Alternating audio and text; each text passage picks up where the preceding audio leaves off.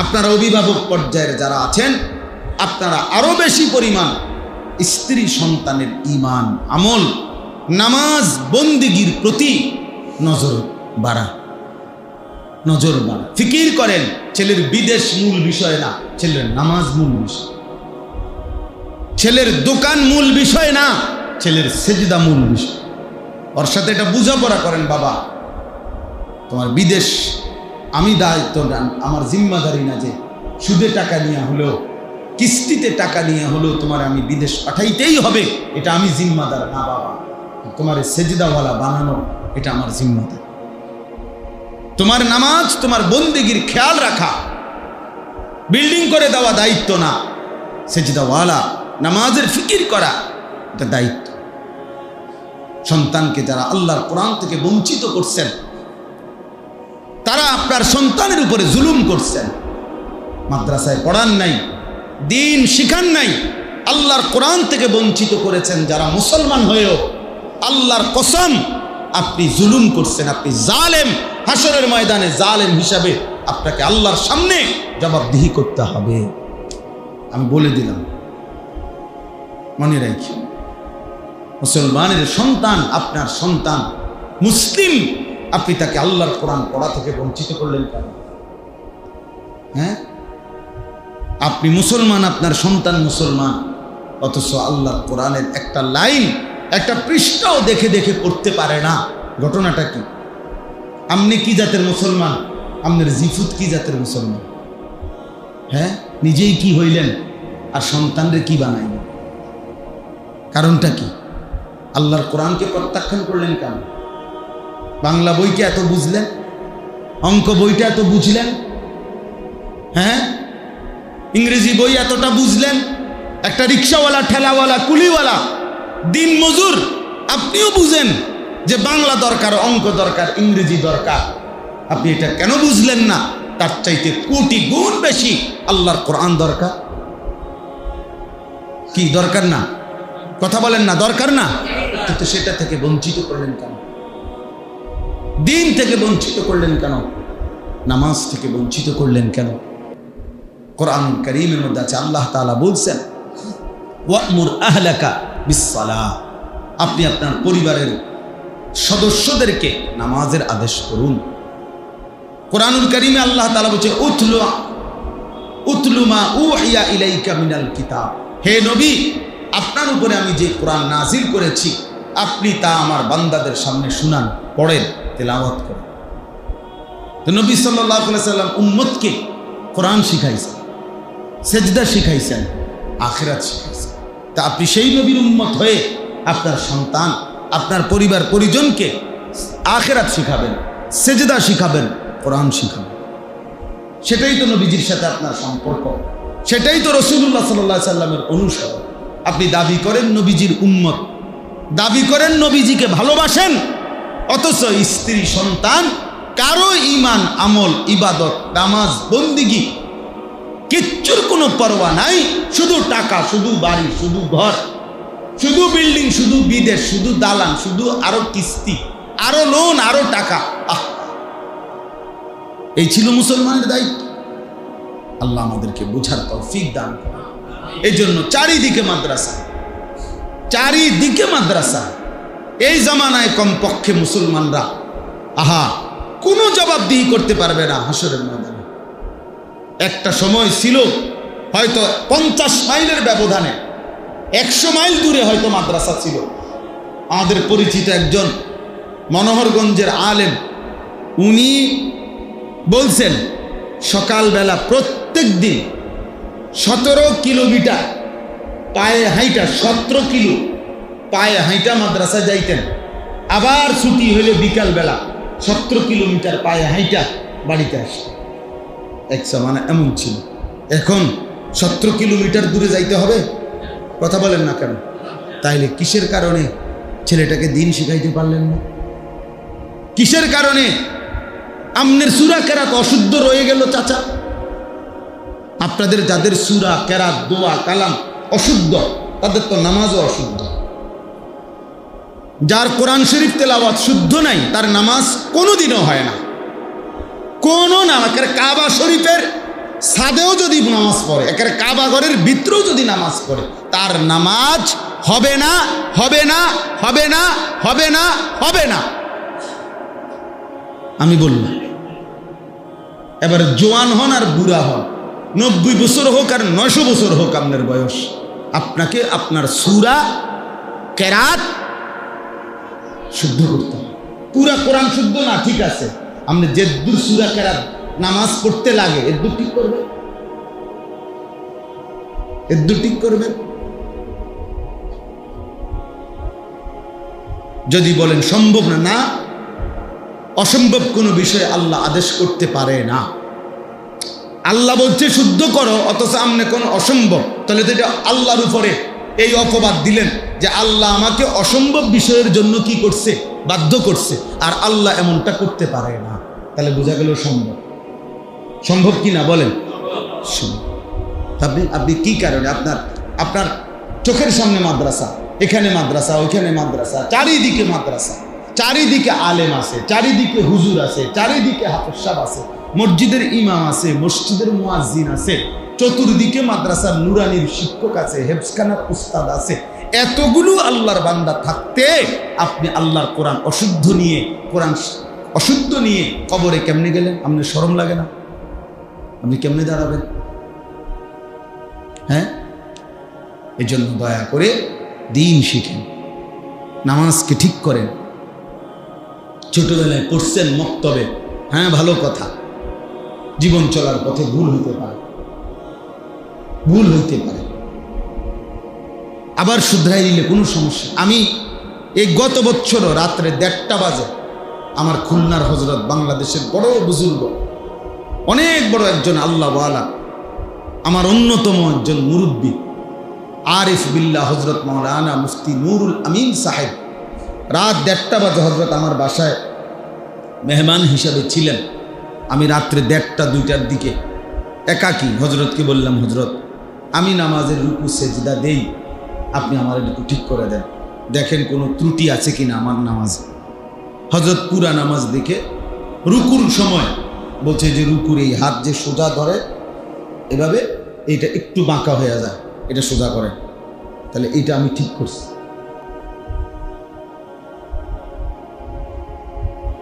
কথা বলে, তাহলে আমার যদি ঠিক করার দরকার হয়, আপনার ঠিক করার দরকার নাই না? আপনার কোনো ভুল নাই, তো তাহলে এটা উচিত ছিল না? একজন আলেমকে দেখানো যে হুজুর আমার ওযুটা হয়নি, কিন্তু সানসে আমার রুকুটা হয়নি, আমার সেজদাটা হয়নি, হতে পারে সামান্য একটু বেখেয়ালির কারণে আমি হয়তো অজান্তে আমার সবটা নামাজ কি হয়ে গেছে, বাদ হয়ে গেছে। তখন একটু যদি আমার ধরাই দিত, হয়তো আমার এটা আজীবনের জন্য কি হয়ে যাইত, ঠিক হয়ে যাইত, সহজ ছিল।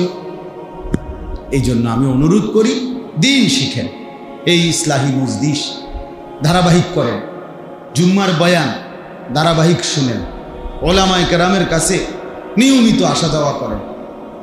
স্কুল পড়ুয়া, কলেজ পড়ুয়া ছেলে তোমাদের কাছে বলি, ভাই বৃহস্পতিবারে পড়ো, একটু শুক্রবার দিন একটু সময় বাহির করো, শনিবার দিন একটু সময় বাহির করো, ব্যবসায়ী ভাই আপনি একটা সময় বাহির করেন, বয়স্ক চাচারা আপনারা আপনাদের ইমাম সাহেবের সাথে সম্পর্ক করেন, এশার নামাজের পরে আধা ঘন্টা সূরা কেরাত মস্ক করেন, ফজরের নামাজের পরে মস্ক করেন, আসরের নামাজের পরে মস্ক করেন, না যাইয়েই আসতে মানে সালামটা ফিরাইতে দেরি, সাদওয়ানে ওরা আব্বা বসে দিচ্ছে, সাদওয়ানে গিয়ে বসে বসে এবার 14 গোষ্ঠীর যত বক গীবত, সারা এলাকার পুরা ইউনিয়নে যত গীবত, যত শেকায়েত, যত বিড়ি বন আর যত ফালতু কথা, এ বসে বসে বসে বসে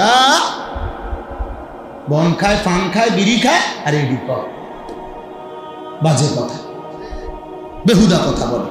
অথচ এটুকু সময় 3 মাস চেষ্টা করলে 10টা সূরা ঠিক হয়ে যেত, রুকুটা ঠিক হয়ে যাইত, আখিরাতটা সুন্দর হয়ে যাইত। না, আখিরাত তো যে কিছুই মনে করে না। তাহলে চেষ্টা করবেন তো ইনশাআল্লাহ।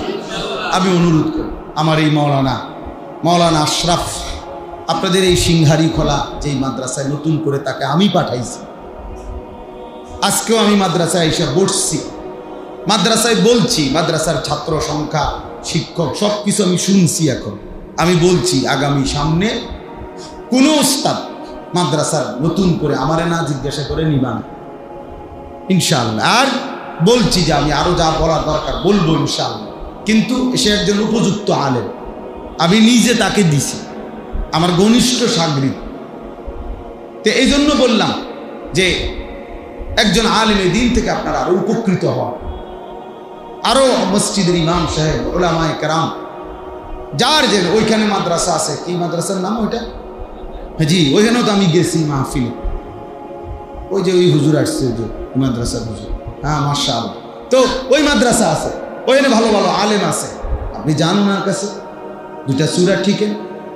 হ্যাঁ না, হেতর্গো মাদ্রাসা, আমি কীর্তন দেখলাম, আরে বাপরে হেতর্গো মাদ্রাসা, অমুকের মাদ্রাসা, আমগো গীতা, আমনের গীতা মানে মাদ্রাসা কারো আব্বা, কথা বলেন না কেন?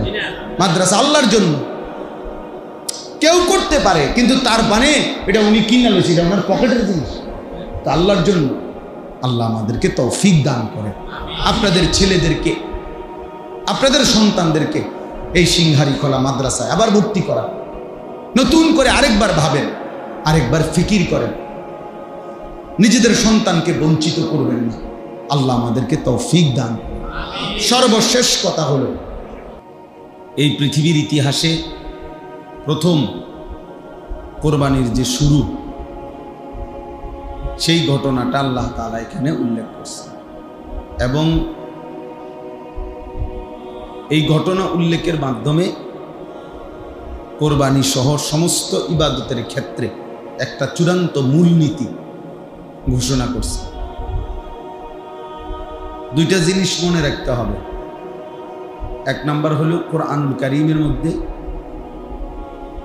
বিভিন্ন সংক্ষিপ্ত ঘটনা আছে, পূর্ববর্তী জাতি, ইতিহাস, ব্যক্তি, গোত্র, কওম, এদের। কিন্তু কোরআনুল কারীমের একটা নীতি হলো, শুধু কোনো ঘটনার যেই অংশটুকু শিক্ষণীয়, কোনো বিশেষ উদ্দেশ্যে, ওই অংশটুকুই শুধু কোরআনুল কারীমে উল্লেখ হয়েছে। এমনি শুধু গল্প বলার জন্য, লম্বা কাহিনী বলা, কিচ্ছা শুনাইবার জন্য, এইটা উদ্দেশ্য না। স্বাভাবিকভাবে আমরা ছোটবেলায় মায়েরা, চাচিরা, বড় ভাইরা আমাগরে গল্প শুনাইতো, তো এটা হলো জাস্ট গল্প শোনাবে, এই জন্য লম্বা করে বলতো, বাই সিরিয়াল। কিন্তু কোরআনুল কারীমের মধ্যেও অনেক ঘটনা আছে, কিন্তু কোনো ঘটনাই এই উদ্দেশ্যে না যে শুধু গল্প শোনাচ্ছে, না, বরং কোনো নির্দিষ্ট উপদেশ, নসিহত, শিক্ষা, সেটার জন্যই ঘটনাগুলো উল্লেখ করা হয়েছে নির্দিষ্ট পরিমাণ। এই জন্য কোরআনুল কারীমের মধ্যে আছে, আল্লাহ তাআলা বলেন, ফাকসুসিল কাসাসা লাআল্লাহুম ইয়াতাফাক্কারুন। হে নবী, আপনি আমার বান্দাদের নিকট ঘটনাবলী পূর্ববর্তী বর্ণনা করুন। কেন? লাআল্লাহুম ইয়াতাফাক্কারুন, যেন আমার বান্দারা ফিকির করতে পারে, ভাবতে পারে, যেন তারা বিবেক দিয়ে বুঝে যে তাদের কি উচিত, কি অনুচিত, কি করা দরকার, কি করা দরকার না। মুসা আলাইহিস সালামের ঘটনা, ঈসা আলাইহিস সালামের ঘটনা, নূহ আলাইহিস সালামের ঘটনা, ফেরাউন নমরুদের ঘটনা, কারুন হামানের ঘটনা, আবার ইব্রাহিম আলাইহিস সালাম, মুসা আলাইহিস সালামের ঘটনা।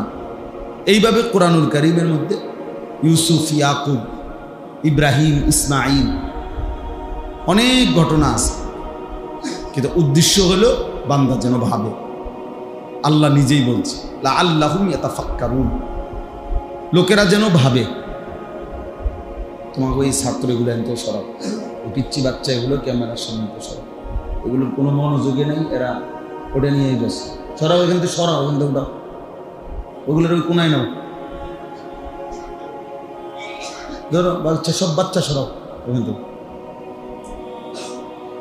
একটা বাচ্চা ওর পিছনে রাখবা না, পিছনে তোমাদের পিছনে বাচ্চাগুলো সরো। হ্যাঁ যাও বাবা যাও, সরুন তো। কোরআনুল কারীমের মধ্যে আল্লাহ তাআলা আরেক জায়গায় বলছেন, লাকাদ কানা ফি কাসাসিহিম ইবরাতুল লিউলিল আলবাব। পূর্ববর্তী ঘটনার মধ্যে যারা বিবেকবান তাদের জন্য ইবরত, উপদেশ আছে, উপদেশ আছে, শিক্ষার উপকরণ আছে, যাদের বিবেক আছে। তাহলে বিবেকবানদের জন্য কোরআনুল কারীমের ঘটনাবলীর মধ্যে উপদেশ আছে, আল্লাহ তাআলা বলছেন। তো এইখানেও একটা ঘটনা, এটা কোরআনুল কারীমের মধ্যে আছে। আল্লাহ তাআলা ইউসুফ আলাইহিস সালামের ঘটনা বলছেন, নাহনু নাকুসসু আলাইকা আহসানাল কাসাস। আল্লাহ তাআলা নিজেই বলছে, হে বন্ধু, আমি আপনাকে বড় সুন্দর একটা গল্প শোনাচ্ছি, গল্প শুনাইতেছি, ইউসুফের গল্প। তো এরপরে উদ্দেশ্য কি? উদ্দেশ্য হলো নিজেদের জীবনে এই ঘটনার থেকে শিক্ষা নেব। কোরআনুল কারীমের মধ্যে আছে, আল্লাহ তাআলা বলছেন, আসহাবে কাহাফ, 7 জন যুবক যারা পূর্ববর্তী জামানায় আমাদের নবীজির আগে ঈমান আনছিল। সমস্ত দেশ রাষ্ট্রের সকলেই যখন মুশরিক ছিল, তখন মাত্র 7টা যুবক পূর্ণ ঈমানদার হয়েছিল। আল্লাহ তাআলা নবীজিকে বলছেন, তাদের গল্প আমি আপনাকে শোনাচ্ছি। নাহনু নাকুসসু আলাইকা নাবাআহুম। আল্লাহ তাআলা বলছে, আমি তাদের ঘটনা আপনাকে শোনাচ্ছি। তাহলে কোরআনুল কারীমের মধ্যে এরকম বহু ঘটনা আছে।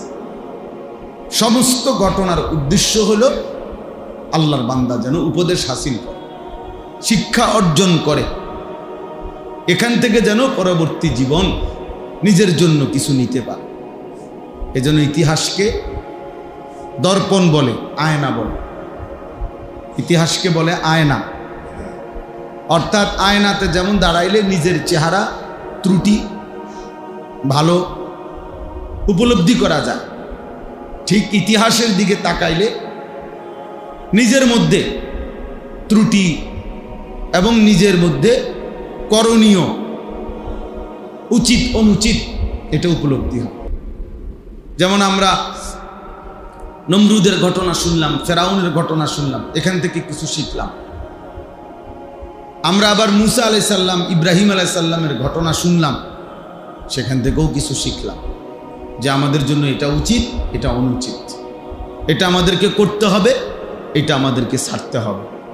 আল্লাহর অনুগতদের পুরস্কার কি, অবাধ্যদের পরিণতি কি। এইভাবে আল্লাহ তাআলা কোরআনুল কারীমের মধ্যে ঘটনাবলী উল্লেখ করছে।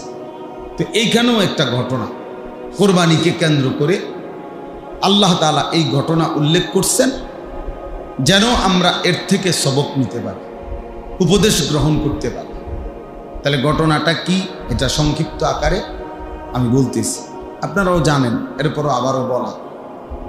প্রত্যেক কথাই অনেকেরই আবার আগের থেকে জানা আছে, তা আবার বলা হয় কেন? আবার বলা হয়, কোরআনুল কারীমে আল্লাহ তাআলা বলছে, কোরআনের কথাগুলো বারবার বলতে থাকেন। প্রত্যেকবারই মুমিনের ফাইন্নাদ যিকরা তানফাউল মুমিনিন, প্রতিবারই মুমিনের নতুন করে আবার উপকার হবে, আবার চেতনা আসবে, আবার অনুভূতি আসবে, আবার বিবেক জাগবে, আবার নিজের কর্তব্য বুঝতে পারবে। এই জন্য আপনারা প্রত্যেক বছর শবে বরাত কাছাইলে শবে বরাতের কথা শুনেন, শবে কদর আসলে শবে কদরের কথা শুনেন, রমজান আসলে রমজানের কথা শুনেন। তো এগুলো তো একবার শুনছেন, যদি বলেন যে আবার কয় কীর্তি, আল্লাহ বলছে আবার বলতে, বারবার বলতেন, বলছে ওয়াদাক্কির, আল্লাহ বলছে বারবার বলেন। যখনই বলবেন মুমিনের উপকার, নতুন করে আরেকবার ভাববে যে আহারে কোরআন এভাবে বলছে, আমি কেন করছি না। এই কোনো একদিন হয়তো বিবেক জাগবে, অনুভূতি বাড়বে, তো আল্লাহর দয়া আর ফজল হলে আল্লাহর পথে চলে আসে, আল্লাহর পথে চলে আসে। এই জন্য ধারাবাহিক শুনতে হয়, ধারাবাহিক বলতে হয়, আল্লাহর কথাকে অমনোযোগী হইতে নাই। একটা পাথরের উপরেও যদি আপনার ধারাবাহিক পানি পড়ে, বৃষ্টির ফোঁটা পড়ে, তাহলে কিছুদিন পরে একটা সময় পাথরটাও ছিদ্র হয়ে যায়, মানে ধারাবাহিক পড়ার কারণ। তাহলে ঠিক এমনিভাবে কোনো কলিজার ভিতরে যদি কেউ ধারাবাহিক আল্লাহর কথা শুনতে থাকে, মনোযোগ দেয়, তো আজকে ছুটে গেছে, আজকে করতেছে না, আজকে করতেছে না, কিন্তু এই ধারাবাহিকতার বরকতে হয়তো একদিন আল্লাহ তাআলা দয়া করে আমলের তৌফিক দিয়ে দেন, একদিন জীবন বদলে যাবে। এই জন্য আল্লাহর কথার থেকে অমনোযোগী হইতে নাই। জুমার নামাজের বয়ান মনোযোগ দিয়ে শুনবে। যে ইমাম সাহেব আপনার এলাকার হোক, ইমাম সাহেব পরিচিত কম হোক, সব বক্তা সব ইমাম সাহেবকে সবাই চিনতে হবে এটা জরুরি না। সারা পৃথিবী চিনতে হবে, সব সাহাবিকে সবাই চিনেন। কোরআনুল কারীমের মধ্যে শুধুমাত্র একজন সাহাবীর নাম আছে পুরা কোরআন, জায়েদ রাদিয়াল্লাহু তাআলা। জায়েদ উনার নাম, নবীজির পালক পুত্র ছিলেন জায়েদ ইবনে হারেস। জায়েদ উনার নামটাই আছে কোরআন শরীফ, ফালাম্মা কাদা যাইদুম মিনহা ওয়াতারা। তাহলে নবীজির সাহাবী কি একজন? কথা বলেন না তো বাকিদের নাম নাই কেন? বাকিদের কারো নাম না। আবু বকরের নাম কোন? ওমরের নাম নাই তো কোরআন, ওসমানের নাম নাই, আলীর নাম নাই, হাসান হুসাইনের নাম নাই, তো ওনারা ব্যর্থ। কথা বলেন না কেন? কোরআনুল কারীমের মধ্যে 25 জন নবী এবং রাসূলের নাম আছে। কয়জন? তো নবী রাসূল কি মোট 25 জন? তো 1,24,000 নবী রাসূল। এই যে এই বর্ণনাটাও যদি ধরা হয় তাহলে 1,24,000 নবীর নাম কোরআন শরীফে আছে। তো যাদের নাম নাই, কেউ চিনে না, যাদের নাম কেউ জানে না, ওনারা ব্যর্থ। তাহলে এইটা বোঝা দরকার, সবাই চিনতে হবে জরুরি না। আপনি গো ইমাম সাহেব, আমরা ইমাম সাহেব আর কি করবো ওখানে? কি করবো? উনি কিছু জানে না নাকি? কিছু যদি না জানে তাহলে ওনারা রাখলেন কেন? আর জানলে শুনবেন না কেন? কথা বোঝেন না। যদি ইমাম সাহেব অযোগ্য হয় তারা রাখছেন কেন? আর যদি যোগ্য হয় শুনবেন না কেন? বলে এই জন্য এটা ইনসাফ থাকা উচিত। হ্যাঁ, ইনসাফ থাকা উচিত। অনেক মুসল্লি আছে ইমাম সাহেবের ব্যাপারে তুচ্ছতাচ্ছিল্য না। ইমাম সাহেব মানুষ আর জানে কি না? আমনে জানেন, আপনি যে চা দোকানে বসা বিড়ি খান, এটা খুব ভালো কাজ। আপনি বহুত বড় পণ্ডিত, আপনি আজকে বুড়ো হইয়া গেছেন, আপনি অন্য বিড়ি খানা ছাড়তে পারছেন না, আপনি গপ মারেন, ইমাম সাহেবের বদনাম করেন। হ্যাঁ, আপনি এখনো কথা বললে গালি ছাড়া কথা বলতে পারেন না, আপনি নিজের চালাক মনে করেন। এই জন্য এটা ঠিক না। আল্লাহর কথা শোনা উচিত। ইমাম সাহেবের বয়ান শুনবে, আলেমে দ্বীনের বয়ান শুনবে, সবাই বক্তা পরিচিত হইতে হবে জরুরি। আল্লাহর ইচ্ছা এটা। কাউকে আল্লাহ 1000-এর সামনে বলার সুযোগ দিছে, কাউরে আল্লাহ 10 জনের সামনে বলার সুযোগ দিছে। দুটোটাকেই কদর করা উচিত যে আমার আল্লাহ তৌফিক দিছে, আমার আল্লাহ বলার সুযোগ দিছে। একজনই কোরআন শরীফে আছে সূরা ইয়াসিনের মধ্যে 3 জন রাসূল এক এলাকায় আমাদের নবীজির আগে মানুষকে আল্লাহর দিকে ডাকছে। 3 জন রাসূল, 3 জন। কয়জন? হ্যাঁ, ওয়াদরিব লাহুম মাসালান আসহাবাল কারইয়া ইদ জাআহাল মুরসালুন ইদ আরসালনা ইলাইহিম ইসনাইনি ফাকাদ্দাবুহুমা ফাআজ্জাজনা বিসালিসিন। এই 3 জন মোট হইছে। আল্লাহ বলছে 3 জন রাসূলকে আমি এক এলাকায় মানুষকে আল্লাহর দিকে দাওয়াত দিতে পাঠাইলাম। ওনারা দিবা নিশি দাওয়াত দিছে, বিনিময়ে 3 জনের দাওয়াত কালেমা পড়ছে একজন, ইমানদার হইছে শুধু একজন। ওয়াজাআ মিন আকসাল মাদিনাতে রাজুলুন, এই রাজুলুন একজন। তাইলে আপনি কি মনে হয় ওনারা ব্যর্থ? এই জন্য সংখ্যা কোনো কথা না, আল্লাহর কথা দিল দিয়ে শুনবে। ইবরত যেন হয়, উপদেশ যেন হাসিল। হৃদয়ের মধ্যে যদি কোনো সামান্য অনুভূতি না হয়, চাচা ভাবা উচিত যে আপনার কলিজা নিশ্চয়ই পাথর। আজকে 40 বছর ধরে আপনি মসজিদে জুমার নামাজের বয়ান শুনেন, প্রত্যেক জুমা, বছরে 52 সপ্তাহ। এক বছরে কয় সপ্তাহ? তো 30 বছরে এবার কতগুলো সপ্তাহ? তো 30 বছর ধরে প্রত্যেক বছরে 52 সপ্তাহ জুমার বয়ান শুনেন আপনি, এর পরেও প্রত্যেক দিন বিড়ি খান, আপনার এটা কি কলজা? ঘটনাটা কি? আপনার দিল তো পাথর হয়ে গেছে, ভাবা উচিত। আপনি আজকে 40 বছর ধরে ইমাম দেখলেন, আলেম দেখলেন, হুজুর দেখলেন, মসজিদ মাদ্রাসা দেখলেন, আজান শুনলেন, আল্লাহর কোরআন দেখলেন, কত মানুষের জানাজা পড়লেন, কত লাশ দাফন করলেন। কই আপনি দিয়ে 60 বছর 70 বছর বিড়ি খান, আপনি এখনো চা দোকানে টেলিভিশন দেখেন। হ্যাঁ, আপনি তো শক্ত ডাকায়, আপনি কি ছোটোখাটো হারামি? কথা বলেন। হ্যাঁ, নাহলে প্রতিবাদ করেন। আপনি কি ছোটোখাটো হারামি নি? আপনি যে কত বছর ধরে টেলিভিশন দেখেন বলেন, তাহলে বোঝা গেল দিল পাথর হয়ে গেছে। একজন মোমেন, একজন মুসলমান এত লম্বা সময় গুনাহ করতে পারে না। গুনাহ হলেও পিছলা খাওয়ার মতো হইতে পারে, অর্থাৎ কেউ চলার পথে কখনো কখনো হুচট খায়, পিছলা খায়, আবার উঠে দাঁড়ায় যায়, কিন্তু তাই বলে মানুষ সারাক্ষণ পিছলা খায়, মানুষ সতর্ক হয়ে যায়। আর পর তাহলে গুনাহ হলে এক ধরনের পিছলা খাওয়া, যে কখনো ভুল হয়ে গেছে, কখনো গুনাহ হয়ে গেছে। কিন্তু মুসলমান যে আখেরাত চেনে, আল্লাহকে চেনে, যে বুঝে যে আমাকে মরতে হবে, খোদার কসম সে ধারাবাহিক লাগাতার এক তালে একই নিয়মে প্রতিদিন নিয়মিত গুনাহ করতে পারবে না। এটা কোনো মুসলমানের না।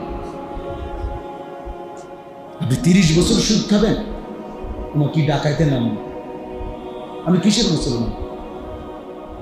একজন মুসলমান 30 বছর সুদ খাবে প্রতিদিন, প্রত্যেক দিন ওজনে কম দিবা, তুমি মুসলমান? কোনো দিনই ফজরের নামাজ পড়বা না, তুমি মুসলমান? হ্যাঁ, 365 দিনে একদিনও ফজরের নামাজ পড়তেন না, তো নিকৃষ্ট জানোয়ার বেটা। হয়তো নিকৃষ্ট জানোয়ার, মানুষরূপী জানোয়ার, জানোয়ারের চাইতে নিকৃষ্ট। তো মানুষ নামের কলঙ্ক আল্লাহর কোরআন বলছে, কোরআন তাকে জানোয়ার বলছে, আনআম চতুষ্প জন্তু বলছে। লাগাতার মিথ্যা বলে কেন? আপনার ঘরে প্রতিদিন টেলিভিশন চলবে, প্রত্যেক দিন একটা ডেইলি আপনার ঘরে নাচ গান নাটক সিনেমা, তার মানে আপনি কোনোদিনও এটা ভাবতেন না যে এটা গুনাহ? কথা বলেন না। আপনার কি কোনোদিন বছরের কোনো সময় আপনার মনে পড়তো না এটা যে গুনাহ? তার মানে আপনি এটাকে গুনাহই আর মনে করেন না। আপনি মনে করছেন এটা একটা ছেলে খেলা আর কি, মস্কারি আর কি। হুজুররা যে নিষেধ করছে, আপনি মনে করছেন হুজুররা ফাইজলামি করে। হ্যাঁ হ্যাঁ, বুঝছেন না কথা? আপনি মনে করছেন যে নাচ গান নর্তকীর ছবি দেখা যে হারাম, হুজুররা কয় হুদা কয় আর কাম নাই দীক্ষা কয়, তাতে নাই তো 30 বছর প্রতিদিন ওনার ঘরে টেলিভিশন চলে কেন বলেন? প্রতিদিন মিথ্যা বলে কেন? প্রতিদিন নামাজ ছাড়া থাকে কিভাবে সম্ভব? এজন্য নিজের হিসাব নিজে মিলাই। এক জাররা বিবেক, এক বিন্দু বিবেক খাটানো জরুরি। চালাকি ভাববেন না কেউ কাউকে। আপনি আমারে বুঝ দিলেন, আমি আপনারে বুঝ দিলাম, এসব চালাকি করলে হবে না। হুজুর আমরা গ্রামের মানুষ, আমরা সাধারণ মানুষ, কোনো রকম দিন আইনা দিন খাই, আমরা এত তান টোয়াইল এসব ফাঁক না আলা। হ্যাঁ, টাঙ্গাইয়া ফিটবো মনে রাখি, এমন ফিডা ফিটবে। আপনার এই মস্কারি ফাইজলামি করেন, কি ভাবছেন? আখেরাত মামুলি? কথা বলেন না কেন? আখেরাত মামুলি? আখেরাত কি? মসজিদে 30,000 টাকা দিলে জান্নাত, দুই কাতার টাইলস করে দিলে জান্নাত। আখেরাতের মূল্য জান্নাত, এই দুই কাতার টাইলস, 4টা ফ্যান দিয়ে দিচ্ছেন বেহেস্ত নাকি? বেহেস্ত কি? 2টা রুম আর একটা বারিন্দা নাকি? তো কি মনে করছে? হ্যাঁ, 60 বছর মিথ্যা বলতেছেন, আপনি কেমনে জান্নাতে যাবেন? প্রতিদিন বিড়ি সিগারেট খান, আপনি কেমনে আখেরাতে যাবেন বলেন? প্রতিদিন আপনার উপার্জন হারাম, ওজনে কম দেন, ঠকান, মিথ্যা বলেন, কিস্তি নিতেছেন, লোন নিতেছেন, সুদ খাইতেছেন, ঘুষ খাইতেছেন, আপনি তো হারামখোর, আপনি জান্নাতি হবেন কেন? হারামখোর জান্নাতি হয় কিভাবে? আল্লাহ নবী সাল্লাল্লাহু আলাইহি ওয়াসাল্লাম বলছেন, লা ইয়াদখুলুল জান্নাতা জাসাদুন গুযিয়া বিল হারাম। যেই দেহ হারাম দ্বারা বেড়ে উঠেছে, আল্লাহ রাসূল সাল্লাল্লাহু আলাইহি সাল্লাম বলেন ওই দেহ জান্নাতে প্রবেশ করবে না। লা ইয়াদখুলুল জান্নাহ, সে জান্নাতে ঢুকবে না। তাইলে জান্নাত আপনার আমার বাপের সম্পত্তি। আল্লাহ আমাদেরকে বুঝার তৌফিক দান। বাবা, আমার সাফ সাফ কথা, নিজেকে চালাক ভাইবেন না, মিথ্যুক চালাক না, মিথ্যুক বোকা, সুদখোর বোকা, ঘুষখোর বোকা, বেনামাজি নাফরমান ওই বোকা।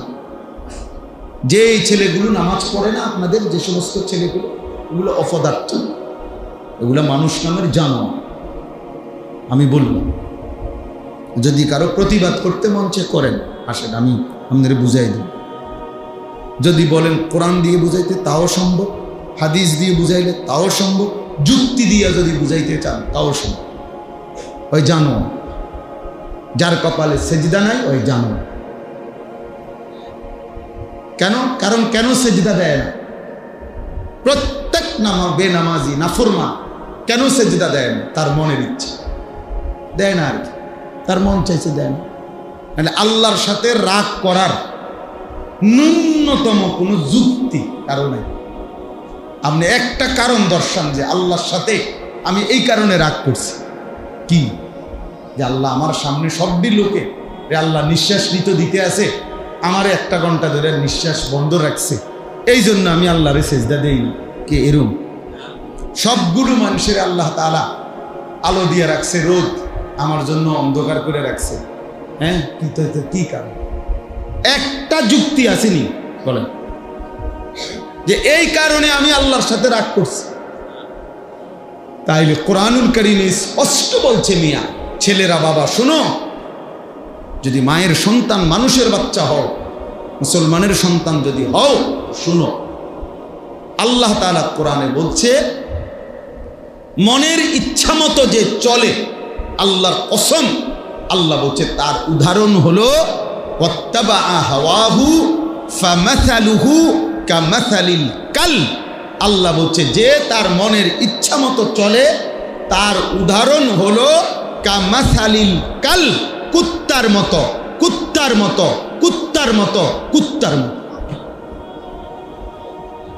সাফ বাংলা। হ্যাঁ, ওই জীবন কুত্তার জীবন। কালবুন অর্থ কুকুর। আপনি জিজ্ঞাসা করি, যে কোনো হুজুরে জিজ্ঞা, আপনাকে এলাকার হুজুরে জিজ্ঞা। তাইলে এই জন্য বেনামাজির জীবন কুত্তার জীবন, হারামখোরের জীবন জানোয়ারের জীবন। তো বেলে হুজুর আমনের গুনাহ নাই? আছে, 100 বার আছে। কিন্তু ওই যে বললাম 2 রকম, কারো গুনাহ হলো হুসট খাওয়া, কারো গুনাহ হলো লাগাতার করতে থাকা। বোঝেন নাই কথা? হুঁচট খাবি। আমি 6 মাস ধরে ফজরের নামাজ পড়ি, তো এমন হইতেই পারে যে 1 দিন 2 দিন জামাত ছুটে গেছে, 1 রাকাত হইতেই পাইছি না, হইতেই পারে। কথা বুঝছেন না? তাই বলে 365 দিন 1 বছরে কোনোদিন নামাজ পড়বে না, এটা একটা সিরিয়াল বানাই নিছে। এটা স্বাভাবিক, স্বাভাবিক। প্রতিদিন মিশা কথা করে, প্রত্যেক বেলা ওজনে কম দেয়, কিন্তু এটা বুঝি হুঁচট খাইছে। হে তো ঠান্ডা মাথায় ইচ্ছা করে পরিকল্পিতভাবে বুঝে শুই না সে নাফরমানি করছে।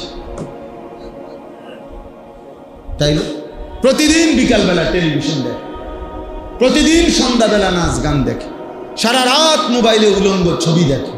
মহিলা প্রত্যেক দিন বেপর্দা, মহিলার জিন্দিগিটাই বেপর্দা। মহিলা রাস্তার লগে পুকুরের দ্বারে গোসল করে, বেড়ে ছাইয়া তাই। এই অপদার্থ মহিলা, এটা কিসের মহিলা বলেন? এটা শুধু গুনাহ, এটা সীমা লঙ্ঘন। কথা বলেন, এটা বাড়াবাড়ি, এটা অহংকার, এটা ঔদ্ধত্য, এটা আল্লাহকে পরোয়া না করা, যে তুমি নিষেধ করছো, রাখো তোমার নিষেধ। তুমি আল্লাহকে বৃদ্ধাঙ্গুলি দেখো, তার রাখেন আমনের নিষেধ, আমনে থন। আল্লাহ আমাদেরকে মাফ করে দেন। এজন্য প্রিয় ভাই আমার, বন্ধু আমার, বাবা আমার, বুঝতে হবে এটা, ভাবতে শিখে, ভাবতে শিখে, নিজের ভালো বোঝেন কমপক্ষে। ইসলাহি মাহফিল মানে ইসলাহে নফস। এই ইসলাহি মাহফিল মানে সংশোধনের মাহফিল। কার সংশোধন? শুধু নিজের সংশোধন। এতটুকু যদি বুঝেন তাহলে আমাদের এই ছোট মাহফিল সার্থক। আমরা এই ছোট্ট ছোট্ট মজলিসে বয়ান করি এই উদ্দেশ্যে, অর্থাৎ নিজের ফিকির ভাবা। আমি কমপক্ষে একজন মানুষ এত বেকুব হয় না যে আমি আমার ভালোটাই বুঝি না। আরে বেটা, তুই কি ধরনের বেকুব বেটা? একটা কুত্তাও তো বেটা লাঠি আলগি দিলে, একটা কুকুর লাঠি উঠাইলে দৌড় মারে, হে বোঝে আমার এর মধ্যে বাড়ি দিলে আমার ব্যথা লাগবে, আমার ক্ষতি হইব, বোঝে না? নাহলে কুত্তা দৌড় দিছে কেন? তাহলে একটা কুকুর বোঝে তার নিজের সেফ, নিজের ভালো। অথচ এই মানুষ নামের জানোয়ার এক ওয়াক্ত সেজদা দেয় না, সারাদিন ছবি দেখে, নারী দেখে, উলঙ্গ দৃশ্য দেখে আপনাদের লক্ষ লক্ষ ছেলে। এই জানোয়ার নিজের হাতে নিজের জাহান্নামের আগুনে ফেলে দিচ্ছে। এ তো কুকুরের চাইতেও খারাপ বেটা, এ তো কুকুরের চাইতেও খারাপ। এই জন্যই কোরআনেও বলছে বালহুম আদাল্লু সাবিলা, বালহুম আদাল, বরং তার চাইতেও নিকৃষ্ট। এ তো কুকুরের বুঝো নাই এর ভিতরে, একটা বিড়ালের বুঝো তার ভিতরে নাই। একটা বিড়ালও তো ছোট্ট লাঠি আলগি দিলে, কাঁটা খাইতে আইসা লাঠি উঠাইলে দৌড় মারে, আবার সে বোঝে না আমার ক্ষতি হবে। তা আমার এই মিথ্যা, আমার এই চুরি, আমার এই জেনা, আমার এই ব্যভিচার, আমার এই নারী, আমার এই ছবি, আমার এই নাটক, আমার সুদ, আমার ঘুষ, এটা যে আমার ক্ষতি করবে, আমারে জাহান্নামের আগুনে পোড়াবে, আমারে কবরে কষ্ট দিবে, আমার অনন্তকালের আখেরাতটা বরবাদ করে দিবে, এদ্দুর দেমাগ, এদ্দুর বিবেক, এদ্দুর বিবেচনা, এদ্দুর আকল যার নাই, সে মানুষ হয় কিভাবে বলে? সে মানুষ কিভাবে হয়? ইনসাফ কি বলে? বিবেক কি বলে? আল্লাহ আমাদেরকে বুঝার তৌফিক দেন। এজন্য বুঝতে শিখেন, ভাবতে শিখেন। চাচারা অনেক বয়স্ক চাচা আছেন, কি বুঝে বয়স হয়ে যাওয়ার পরেও এখনো চা দোকানের টেলিভিশন দেখেন, মানে কিসের উপরে ভিত্তি করে? মরেন না দেখে মনে করছেন আর মরতেন না? হ্যাঁ, 60 বছর যেহেতু বাচ্চা গেছেন, তাহলে 600 বছরে আর মরতেন না নাকি? তো চা দোকানে বসেন কেন? টেলিভিশন দেখেন কেন? বিড়ি সিগারেট খান কেন? বয়স হয়ে গেছে এখনো সুদে টাকা নেন কেন? বয়স হয়ে গেছে এখনো কিস্তি নিলেন কেন? এই হারাম জিন্দিগি কোন দিন ছাড়বেন? মরবেন না আপনি? আর আমনে মরলে বুঝি পৃথিবীতে আর কেউ কামাই করবে না? আমাদের পূর্বে যারা মারা গেছে, তো তাদের মৃত্যুর সাথে সাথে তাদের ফ্যামিলির উপার্জন বন্ধ হয়ে গেছে। তো তাহলে আমনে মরলে আমনের ফুতে কামাই রোজগারি আবার করবে? আপনি কেন শুরু করছেন? আপনি থাইকা সব শেষ করে দিয়ে যাইতে হইব। ঘটনাটা কি?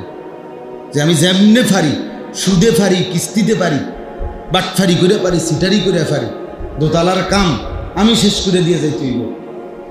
13টা ফুট আমি বিদেশ পাঠাই দিয়ে যাইতে হইব। আমি থাকতে থাকতে সবাই বিয়ে শাদি করাই দিয়ে যাইতে হইব।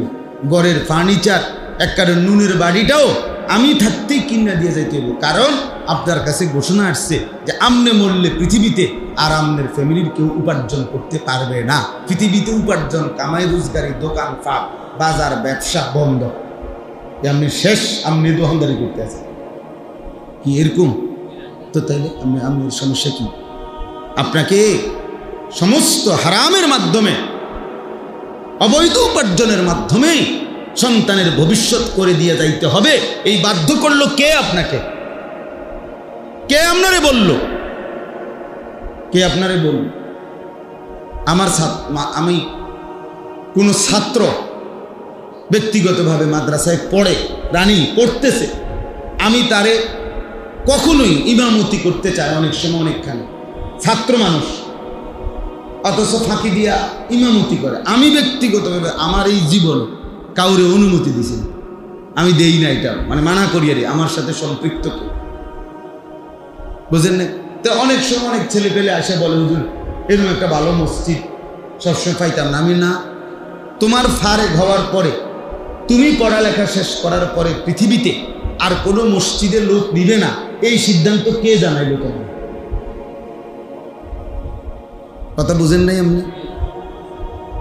এরপরে বুঝি আর লোক নিত না, এই বছরই শেষ, মানে পৃথিবীতে ইমাম নিয়ে নিতেছে শেষবারের মতো, আর কেমন ইসরাফিল ফু পর্যন্ত আর পৃথিবীতে কি নিত না, কেউ ইমাম নিত না, এরকম কথা হয়েছে তোমার? তো তোর সমস্যা কি? তোমার অসুবিধা কি? তুমি এখন পড়ো।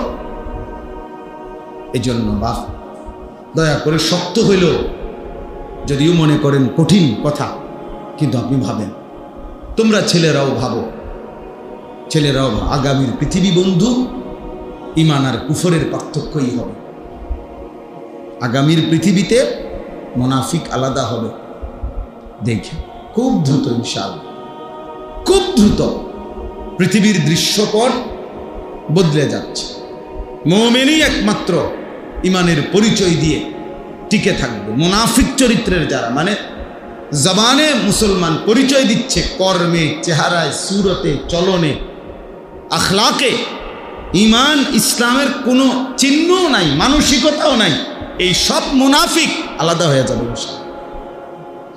যুদ্ধই ফয়সালা করে দিবে, আগামী দিনের জিহাদি ফয়সালা করে দিবে যে কে মুমিন আর কে মুনাফিক। হ্যাঁ, এটাই পৃথিবী। আপনারা জানেন, মনে রাখবেন, ইসরায়েল আর ফিলিস্তিন শুধু দুই দেশের যুদ্ধ না, এটা ঈমান আর কুফরের যুদ্ধ।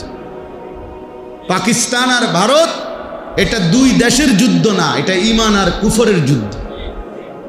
কাশ্মীর এবং ভারত, এটা দুই দেশের যুদ্ধ না, ঈমান আর কুফরের যুদ্ধ। আরাকান আর বার্মা, এটা দুই অঞ্চলের যুদ্ধ না, এটা ঈমান আর কুফরের যুদ্ধ।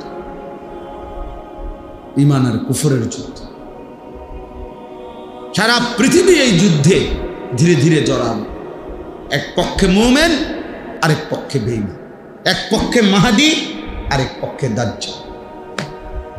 এক পক্ষে মুসলমান, আরেক পক্ষে ইহুদি এবং ইহুদিদের দোসর যারা। সেদিন তোমরা ছেলেরা যারা, তারা অব্যাহত যারা তোমরা ছেলে, নামাজ পড়ো না, কোনোদিন সেজদা দাও না, রাত দিন নারী, ছবি, মদ, জুয়া, মোবাইল, উলঙ্গ ছবি আর দৃশ্য নিয়ে ব্যস্ত আছো, তোমরা ময়দানে টিকে থাকতে পারবে না। মনে রেখো, অপদার্থের মতো, জন্তু জানোয়ারের মতো পড়ে থাকবা। হয়তো তোমার এই পৃথিবীতে কেউ কোনো মুমিনের কাতারে আল্লাহর দ্বীনের জন্য নিবে না, বরং সেজদাওয়ালা, ঈমানওয়ালা, আমলওয়ালা, তাকওয়াওয়ালা সেই মুমিনের ঈমানের পক্ষে লড়বে, আর বেঈমান কাফেরের পক্ষে লড়বে। আল্লাযীনা আমানু ইউকাতিলুনা ফি সাবিলিল্লাহ। আল্লাহ বলছে, যারা মুমিন তারা আল্লাহর রাস্তায় যুদ্ধ করবে। ওয়াল্লাযীনা কাফারু ইউকাতিলুনা ফি সাবিলিত তাগুত। আর যারা বেঈমান তারা তাগুত, শয়তানের অনুসারীদের পক্ষে যুদ্ধ করে। আল্লাহ আমাদের সন্তানদেরকে হেফাজত করেন। আমাদের ছেলেদের ফিরে আসা দরকার, আমাদের সন্তানদের ফিরে আসা দরকার। আপনারা অভিভাবক পর্যায়ের যারা আছেন, আপনারা আরো বেশি পরিমাণ স্ত্রী সন্তানের ঈমান, আমল, নামাজ, বন্দেগীর প্রতি নজর বাড়া। ফিকির করেন, ছেলের বিদেশ মূল বিষয় না, ছেলের নামাজ মূল বিষয়। ছেলের দোকান মূল বিষয় না, ছেলের সেজদা মূল বিষয়। ওর সাথে এটা বোঝাপড়া করেন, বাবা তোমার বিদেশ আমি দায়িত্ব, আমার জিম্মাদারি না যে সুদে টাকা নিয়ে হলেও, কিস্তিতে টাকা নিয়ে হলেও তোমার আমি বিদেশ পাঠাইতেই হবে, এটা আমি জিম্মাদার না। বাবা তোমার সেজদাওয়ালা বানানো, এটা আমার জিম্মাদার। তোমার নামাজ, তোমার বন্দেগীর খেয়াল রাখা, বিল্ডিং করে দেওয়া দায়িত্ব না, সেজদাওয়ালা নামাজের ফিকির করা এটা দায়িত্ব। সন্তানকে যারা আল্লাহর কোরআন থেকে বঞ্চিত করছেন, তারা আপনার সন্তানের উপরে জুলুম করছেন। মাদ্রাসায় পড়ান নাই, দিন শিখান নাই, আল্লাহর কোরআন থেকে বঞ্চিত করেছেন যারা মুসলমান হয়েও। আল্লাহর কসম, আপনি জুলুম করছেন, আপনি জালেম। হাসরের ময়দানে জালেম হিসাবে আপনাকে আল্লাহর সামনে জবাবদিহি করতে হবে। আমি বলে দিলাম, মনে রাখি, মুসলমানের সন্তান আপনার সন্তান, মুসলিম, আপনি তাকে আল্লাহর কোরআন পড়া থেকে বঞ্চিত করলেন কেন? হ্যাঁ, আপনি মুসলমান, আপনার সন্তান মুসলমান, অথচ আল্লাহর কোরআনের একটা লাইন, একটা পৃষ্ঠাও দেখে দেখে পড়তে পারে না। ঘটনাটা কি? আপনি কি জাতের মুসলমান? আপনার জিফুত কি জাতের মুসলমান? হ্যাঁ, নিজেই কি হইলেন আর সন্তানরে কি বানাইলেন? কারণটা কি? আল্লাহর কোরআনকে প্রত্যাখ্যান করলেন কেন? বাংলা বইটা এত বুঝলেন, অঙ্ক বইটা এত বুঝলেন, হ্যাঁ, ইংরেজি বই এতটা বুঝলেন, একটা রিক্সাওয়ালা, ঠেলাওয়ালা, কুলিওয়ালা, দিন মজুর, আপনিও বুঝেন যে বাংলা দরকার, অঙ্ক দরকার, ইংরেজি দরকার। আপনি এটা কেন বুঝলেন না? তার চাইতে কোটি গুণ বেশি আল্লাহর কোরআন দরকার। কি দরকার না? কথা বলেন না, দরকার না? কিন্তু সেটা থেকে বঞ্চিত করলেন কেন? দিন থেকে বঞ্চিত করলেন কেন? নামাজ থেকে বঞ্চিত করলেন কেন? কোরআন কারীমের মধ্যে আছে, আল্লাহ তাআলা বলছেন, ওয়া'মুর আহলাকা বিসসালাহ, আপনি আপনার পরিবারের সদস্যদেরকে নামাজের আদেশ করুন। কোরআনুল কারীমে আল্লাহ তাআলা বলছে, উতলু মা উহিয়া ইলাইকা মিনাল কিতাব, হে নবী, আপনার উপরে আমি যে কোরআন নাজিল করেছি, আপনি তা আমার বান্দাদের সামনে শুনান, পড়েন, তেলাওয়াত করেন। তো নবী সাল্লাল্লাহু আলাইহি সাল্লাম উম্মতকে কোরআন শিখাইছেন, সেজদা শিখাইছেন, আখিরাত শিখাইছেন। তা আপনি সেই নবীর উম্মত হয়ে আপনার সন্তান, আপনার পরিবার পরিজনকে আখিরাত শিখাবেন, সেজদা শিখাবেন, কোরআন শিখাবেন। সেটাই তো নবীজির সাথে আপনার সম্পর্ক, সেটাই তো রাসূলুল্লাহ সাল্লাল্লাহু আলাইহি সাল্লামের অনুসরণ। আপনি দাবি করেন নবীজির উম্মত, দাবি করেন নবীজিকে ভালোবাসেন, অথচ স্ত্রী, সন্তান, কারো ঈমান, আমল, ইবাদত, নামাজ, বন্দিগি কিচ্ছুর কোনো পরোয়া নাই। শুধু টাকা, শুধু বাড়ি, শুধু ঘর, শুধু বিল্ডিং, শুধু বিদেশ, শুধু দালান, শুধু আরো কিস্তি, আরো লোন, আরো টাকা। এই ছিল মুসলমানের দায়িত্ব। আল্লাহ আমাদেরকে বুঝার তৌফিক দান করেন। এই জন্য চারিদিকে মাদ্রাসা, চারিদিকে মাদ্রাসা। এই জামানায় কমপক্ষে মুসলমানরা কোনো জবাবদিহি করতে পারবে না হাসরের ময়দানে। একটা সময় ছিল হয়তো 50 মাইলের ব্যবধানে, 100 মাইল দূরে হয়তো মাদ্রাসা ছিল। আমাদের পরিচিত একজন মনোহরগঞ্জের আলেম, উনি বলছেন সকালবেলা প্রত্যেক দিন 17 কিলোমিটার পায়ে হাইটা, 17 কিলো পায়ে হাইটা মাদ্রাসায় যাইতেন। আবার ছুটি হইলে বিকালবেলা 17 কিলোমিটার পায়ে হাইটা বাড়িতে আসতেন। এক সময় এমন ছিল। এখন 17 কিলোমিটার দূরে যাইতে হবে? কথা বলেন না কেন? তাইলে কিসের কারণে ছেলেটাকে দিন শিখাইতে পারলেন না? কিসের কারণে আমনের সূরা কেরাত অশুদ্ধ রয়ে গেল? চাচা, আপনাদের যাদের সূরা কেরাত, দোয়া, কালাম অশুদ্ধ, তাদের তো নামাজও অশুদ্ধ। যার কোরআন শরীফ তেলাওয়াত শুদ্ধ নাই, তার নামাজ কোনোদিনও হয় না। কোনো নামাজ, কাবা শরীফের ছাদেও যদি নামাজ পড়ে, একেবারে কাবা ঘরের ভিতরেও যদি নামাজ পড়ে, তার নামাজ হবে না, হবে না, হবে না, হবে না, হবে না। আমি বললাম, এবার জোয়ান হন আর বুড়া হন, 90 বছর হোক আর 900 বছর হোক আপনার বয়স, আপনাকে আপনার সূরা কেরাত শুদ্ধ করতে হবে। পুরা কোরআন শুদ্ধ না, ঠিক আছে, আপনি যে দূর সূরা কেরাত নামাজ পড়তে লাগে এর দূর ঠিক করবেন, এর দূর ঠিক করবেন। যদি বলেন সম্ভব না, না, অসম্ভব কোনো বিষয় আল্লাহ আদেশ করতে পারে না। আল্লাহ বলছে শুদ্ধ করো, অথচ আমনে কোন অসম্ভব, তাহলে তো এটা আল্লাহর উপরে এই অপবাদ দিলেন যে আল্লাহ আমাকে অসম্ভব বিষয়ের জন্য কি করছে, বাধ্য করছে, আর আল্লাহ এমনটা করতে পারে না। তাহলে বোঝা গেল সম্ভব। সম্ভব কি না বলেন? আপনি কি কারণে আপনার চোখের সামনে মাদ্রাসা, এখানে মাদ্রাসা, ওইখানে মাদ্রাসা, চারিদিকে মাদ্রাসা, চারিদিকে আলেম আছে, চারিদিকে হুজুর আছে, চারিদিকে হাফেজ সাহেব আছে, মসজিদের ইমাম আছে, মসজিদের মুয়াজ্জিন আছে, চতুর্দিকে মাদ্রাসার নুরানির শিক্ষক আছে, হেফজখানার উস্তাদ আছে, এতগুলো আল্লাহর বান্দা থাকতে আপনি আল্লাহর কোরআন অশুদ্ধ নিয়ে কবরে কেমনে গেলেন? আপনার শরম লাগে না? আপনি কেমনে দাঁড়াবেন? হ্যাঁ, এই জন্য দয়া করে দিন শিখেন, নামাজকে ঠিক করেন। ছোটবেলায় পড়ছেন মক্তবে, হ্যাঁ ভালো কথা, জীবন চলার পথে ভুল হইতে পারে, আবার শুধরাই দিলে কোনো সমস্যা। আমি এই গত বছর রাত্রে 1:30 বাজে আমার খুলনার হজরত, বাংলাদেশের বড় বুজুর্গ, অনেক বড় একজন আল্লাহওয়ালা, আমার অন্যতম একজন মুরব্বী আরিফ বিল্লাহ হজরত মাওলানা মুফতি নুরুল আমিন সাহেব, রাত 1:30 বাজে হজরত আমার বাসায় মেহমান হিসাবে ছিলেন। আমি রাত্রে 1:30-2টার দিকে একাকী হজরতকে বললাম, হজরত আমি নামাজের রুকু সেজদা দেই, আপনি আমার একটু ঠিক করে দেন, দেখেন কোনো ত্রুটি আছে কিনা আমার নামাজ। হজরত পুরা নামাজ দেখে রুকুর সময় বলছে যে রুকুর এই হাত যে সোজা ধরে এভাবে, এইটা একটু বাঁকা হয়ে যায়, এটা সোজা করেন, তাহলে এইটা আমি ঠিক করছি।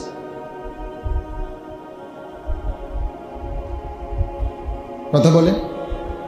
তাহলে আমার যদি ঠিক করার দরকার হয়, আপনার ঠিক করার দরকার নাই না? আপনার কোনো ভুল নাই, তো তাহলে এটা উচিত ছিল না?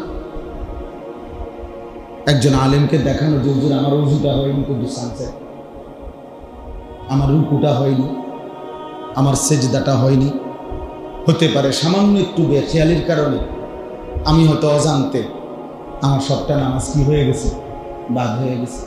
তখন একটু যদি আমার ধরাই দিত, হয়তো আমার এটা আজীবনের জন্য কি হয়ে যাইতো, ঠিক হয়ে যাইতো, সহজ ছিল।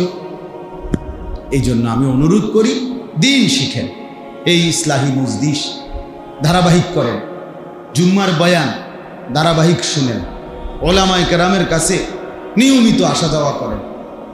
স্কুল পড়ুয়া, কলেজ পড়ুয়া ছেলে, তোমাদের কাছে বলি ভাই, বৃহস্পতিবারে পড়ো একটু, শুক্রবার দিন একটু সময় বাহির করো, শনিবার দিন একটু সময় বাহির করো, ব্যবসায়ী ভাই আপনি একটা সময় বাহির করেন, বয়স্ক চাচারা আপনারা আপনাদের ইমাম সাহেবের সাথে সম্পর্ক করেন, এশার নামাজের পরে আধা ঘন্টা সূরা কেরাত মশক করেন, ফজরের নামাজের পরে মশক করেন, আসরের নামাজের পরে মশক করেন, না যাইয়েই আস্তে মানে সালামটা ফিরাইতে দেরি।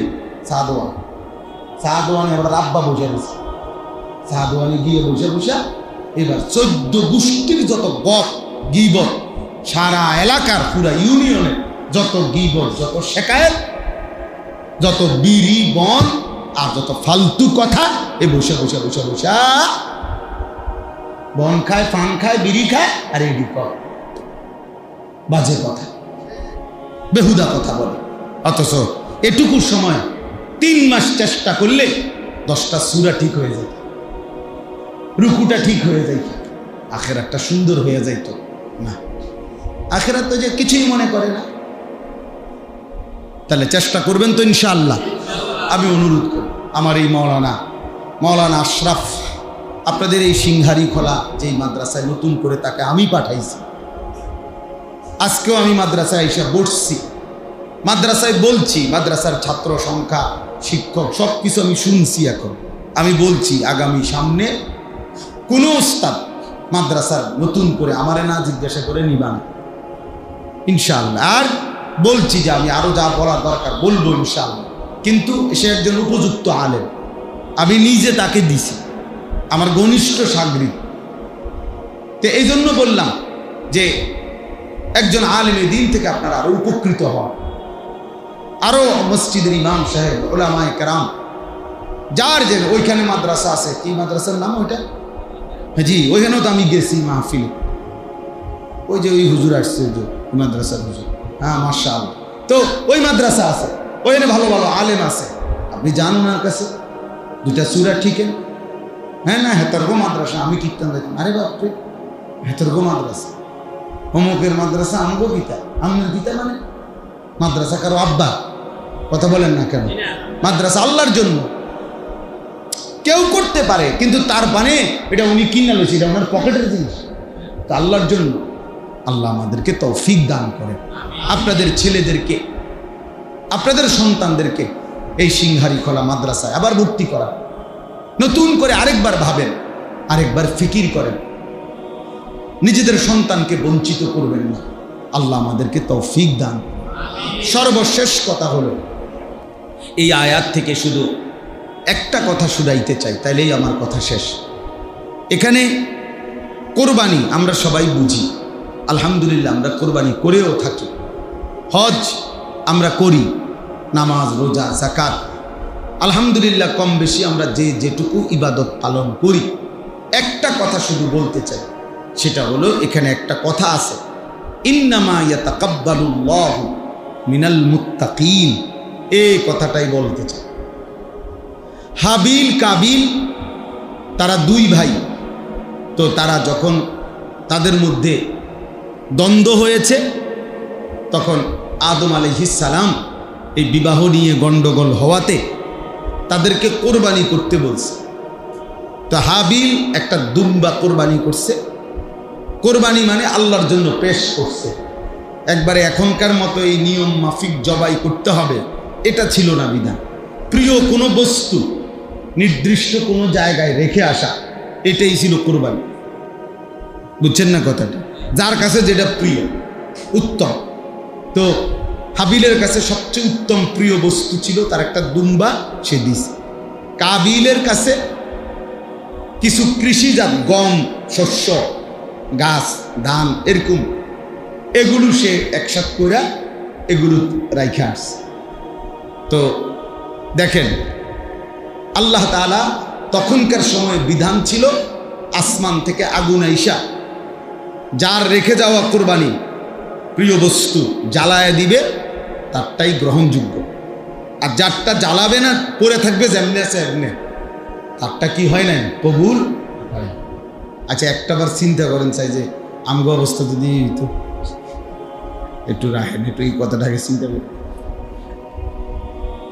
হ্যাঁ, আমরা কোরবানি করবার পরে রাইতে ঘুমাইয়া যদি সকালে গিয়ে আরেকবার সবাই চেক দিতাম যে কার কার গরু জ্বালাইছে আর কারটা জ্বালাইছে না, কি বেজ্জতিটা হইলে তখন পুরা গ্রাম শক্তি মানুষে বলতো লম্বা লম্বা কথা কও, হ্যাঁ গপ মারতে শুনে তো একবারে দুনিয়া লইয়া গপ মারো, তখনই তো প্রমাণ হয়ে গেছে বেটা তোর অবস্থা কি বাটপার, যে পরে রয়েছে তোরটা জায়গা। আহ, আল্লাহ দয়া করে আমাদেরকে কত বড় ইহসান করেছে, ইহসান করেছে। তো বলতেছিলাম, কাবিল তার কোরবানি কবুল হয় নাই, হাবিলের কোরবানি কবুল হয়েছে। তাহলে এখানে একটা লক্ষণীয় বিষয় হলো, শুধু এই কথাটা বুঝাইতে চাই, হাবিল দুম্বা কোরবানি দিছে মানে রাখে আসছে, কাবিল কিছু ফসল রেখে আসছে। তাহলে মূলত দুম্বা নাকি ফসল এটার ভিত্তিতে কবুল না, যে এবারটা দুম্বা দেওয়াতে কবুল হয়েছে আর হেবড়া ঘাস রাখাতে বা ফসল রাখাতে কবুল হয় নাই, বিষয়টা কি না, এর ভিত্তিতে না, বরং এখানে এই দুই কোরবানির মধ্যে কার কোরবানিতে তাকওয়া ছিল, গুনাহ মুক্ত ছিল, এইটা হলো মূল বিষয়। হাবিলের শতভাগ সে গুনাহমুক্ত ছিল, হাবিল এমন কোনো দাবি করে নাই যেটা আল্লাহর বিধানের পরিপন্থী, হাবিল এমনটা চায় নাই যেটা নবীর বিরোধী, হাবিল এমনটা চায় নাই যেটা মা বাবার আদেশের বিরোধী, বরং কাবিল বলছে আমি আমার সাথের বোনটাকে বিয়ে করব, আমার এর প্রতি আমি আসক্ত, তো এই সাথের বোন বিয়ে করবে, এই কথাটা আল্লাহর হুকুমের বিরোধী। কাবিল বলছে আমি আল্লাহর হুকুম মানি না, আমার নারী দরকার, এই বেডি দরকার। নাউজুবিল্লাহ। দুই, আদম আলাইহিস সালাম একজন নবী কিনা, তো এই নবী হিসেবে উনি বলছেন কাবিলকে তুমি এই বোন বিয়ে করতে পারবা না, তুমি হাবিলের সাথে বোন বিয়ে করবা। সে বলছে আমি নবীর বিধানও মানি না।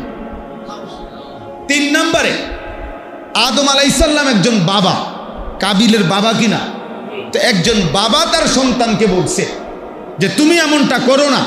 সে বলছে আমি বাপ্পার কথাও মানি না, আমার নারী চাই। তাইলে তার পুরাটাই আল্লাহর নাফরমানি। আল্লাহর নাফরমানি কিনা, এই গুনাহ তার নাফরমানি। এই জন্য তার কোরবানি কি হয় নাই, কবুল হয় নাই। আর হাবিল পুরা হকের উপরে ছিল, হাবিল গুনাহমুক্ত ছিল, হাবিল তাকওয়ার উপরে ছিল, আল্লাহ ভীতির উপরে ছিল। আর আল্লাহ তাআলা তার কোরবানি কবুল করে নিয়েছে। এই জন্য এই কথাইটা যখন হাবিলকে কাবিল বলছে আমি তোমাকে মেরেই ফেলবো, তখন হাবিল বলছে ইন্নামা ইয়াতাকাব্বালুল্লাহু মিনাল মুত্তাকিন, হে আমার প্রিয় ভাই মেরে ফেলো, কোনো অসুবিধা নাই। লা ইন বাসাত্তা ইলাইয়া লিতাকতুলানি মা আনা বিবাসিতিন ইয়াদিয়া লিআকতুলাকা। হাবিল বলছে তুমি যদি আমাকে হাত বাড়াও মেরে ফেলতে, আমি তোমার দিকে হাত বাড়াবো না, তুমি আমাকে মারো, কোনো সমস্যা নাই। ইন্নী আখাফুল্লাহ রাব্বাল আলামিন, আমি আল্লাহকে ভয় করি। কাকে ভয় করি? আল্লাহকে ভয় করি। অতএব শোনো, ইন্নামা ইয়াতাকাব্বালুল্লাহু মিনাল মুত্তাকিন, কিয়ামত পর্যন্ত সর্বযুগে সর্বকালে আল্লাহ ইবাদত কবুল করবেন তার তাকওয়া থাকবে যা, তাকওয়া থাকবে। তাহলে আল্লাহ তাআলা ইবাদত কবুল করবেন কার? আবার বলেন না কার? তাকওয়া থাকবে যা। তাকওয়া তাকওয়া তাকওয়া থাকবে যার মানে কি? মানে তাকওয়া মানে হলো গুনাহ থেকে পবিত্র থাকবে যা। তাকওয়া মানেই হলো গুনাহ থেকে মুক্ত থাকা। তাকওয়া মানেই হলো গুনাহমুক্ত হয়ে আল্লাহর ইবাদত করা, আল্লাহর ইবাদত। এই জন্য নামাজ পড়তে হবে গুনাহমুক্ত, রোজা রাখতে হবে গুনাহমুক্ত, জিকির করতে হবে গুনাহমুক্ত, দান সদকা করতে হবে গুনাহমুক্ত, কোরবানি করতে হবে গুনাহমুক্ত, হজ করতে হবে গুনাহমুক্ত। তাইলে আল্লাহ কবুল করবে। আপনি সুদের টাকা দিয়ে কোরবানি দিবেন, হবে না। ঘুষের টাকা দিয়ে কোরবানি দিবেন, হবে না। কিস্তির টাকা দিয়ে কোরবানি দিবেন, হবে না। ওজনে কম দিয়া সারা বছর ব্যবসা করিয়া টাকা জমাইয়া অনেকবার মাতবুরি দেখাইতেন আছেন, এই মাতবুরি মানুষের কাছে, এই মাতবুরি মনে রাখেন, এই কোরবানি আসমানে যাবে না, আল্লাহর কাছে যাবে না।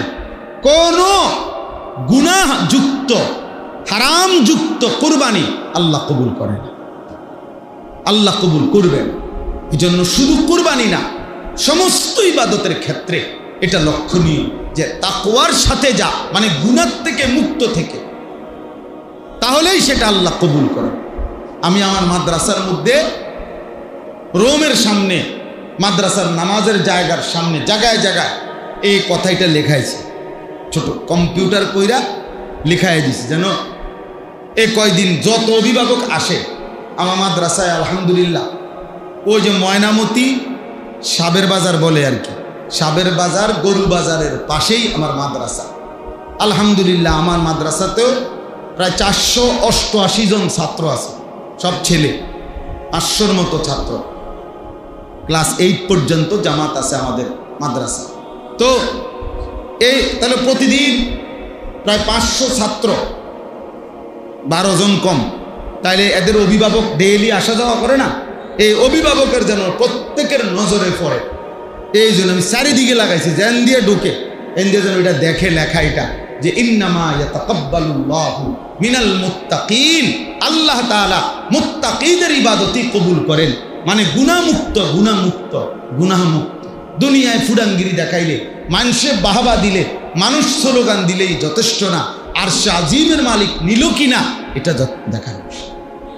বুঝেন না এই কথা? হ্যাঁ, দুনিয়াতে তো কইছে জনাব অমুক 30,000, আপনি কইছেন মার হাবা, মার, মার হাবা, মার তো হাবা বুঝলাম, বুঝেন না কথা? মার হাবা সবে ঠিক আছে, কিন্তু আসমানে গেছে কিনা সেটা দেখার বিষয়। আরশে আজিমে পৌঁছতো কিনা, মালিক নিল কিনা, সেটা আমার আর আমনের স্লোগানের ভিত্তিতে না। কিসের ভিত্তিতে? গুনাহমুক্ত হালালের ভিত্তিতে, হালালের ভিত্তিতে। তাহলে অতএব সম্পদ তো হারাম, তো 1 কোটি মানুষ স্লোগান দিল, সেটা মালিক নেবে না, সেটা মালিক নেবে না।